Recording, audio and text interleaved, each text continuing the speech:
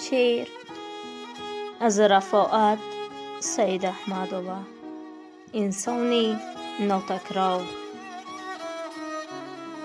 زیمرگی نابهنگامت پدر بسیار می سوزم،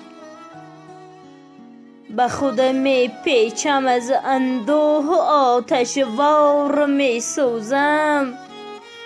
در این ایام نوروزی دلی فرزند خود سوزی، به مثل یک چراغ لاله در کوهسار می سوزم.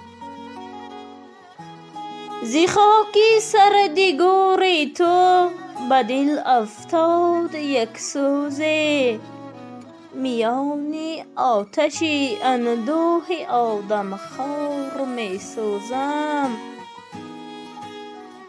به دور خویش جز تاریکی اندوه نمی بینم، مثال اختر در آسمان تار می سوزم.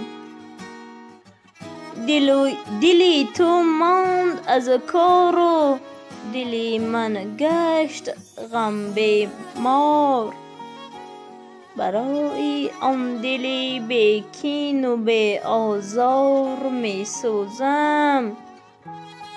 فراموش کی شود از یاد یاران حق تلاشیت، همیشه